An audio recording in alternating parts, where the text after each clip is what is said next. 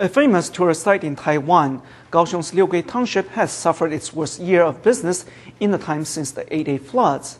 Next, we return to areas badly damaged by Typhoon Morakot and ask the question, can business owners ever bring back the once booming days of this picturesque land? There were two houses here before, both are gone. I had to tell the owners that their houses were swept away.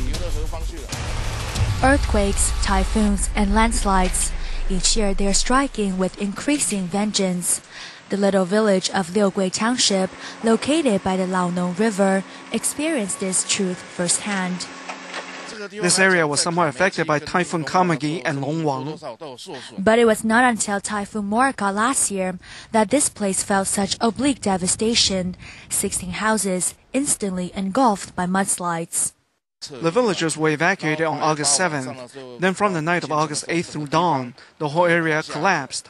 Fortunately, none of my residents were injured, but all the houses here were covered under the landslides. The excavators are worked non-stop amid the post-disaster relief work. The Taodi tribe of Zhongxing Village was among the most severely hit during the 88 floods. But one is still startled to see that after 1 year, there are still at least 3 stories of gravel and mud yet to be cleared. Transportation, that's the major issue. For Liugui Township, the road to the outside has not been taken care of. The big bridge is still not cleared, so doing the rest is redundant. The main road has to be done first in order for us to manage it as a whole.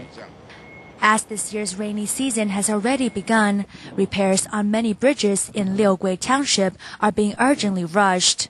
This is a race against time, and though these roads may one day be cleared, the AA panic and dread has been deeply imprinted forever in the minds of these villagers.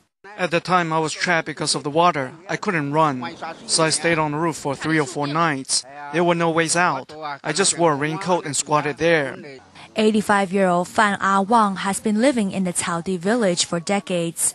Though he was able to escape the flood with his wife, his paddy was completely ravaged. It was so serious. Our fields up there were instantly wiped away. We need to do this step by step, see where we can go with it.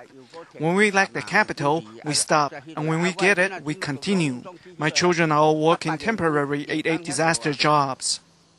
Properties may one day be gleaned back, but the price nature demands is not so easy to pay. Here at the DaAi Falls of Zhongxing Village, this once famous and picturesque waterfall has been completely broken by the 88 mudslides.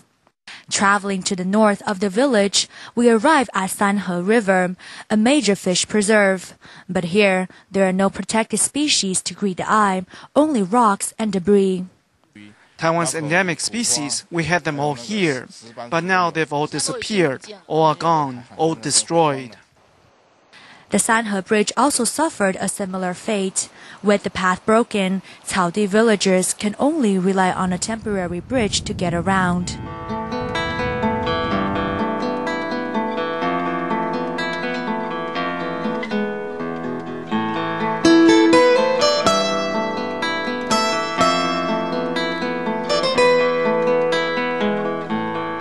The once bustling streets seem desolate without their businesses, and the tourists who used to flock to this major attraction. All of the driftwood got stuck by this bridge, so at that time the piers were blocked and the water came up. That's why the bridge was damaged. The water kept washing over, eroding it. In the wake of the 88 destruction, there was no escape for any business. Including the hot spring resort and private B&Bs, there are about 45 individual businesses that were severely hit and are beyond repair. Some were engulfed in the 88 flood. Honestly, until the end of June, we've only recovered 10% of it. Though now the mountains are barren and the rivers debris-filled, what's most important is that no villagers or travelers suffered physical pain. Setting aside their emotional trauma, no one is waiting to get back on their feet. For our tourism industry, we have a routine schedule. We hope the roads can be fixed quickly because we have a bamboo forest site here, which is great for sightseeing. We've included these scenic areas in our tour packages for the affected zones. This way we can bring about another new business.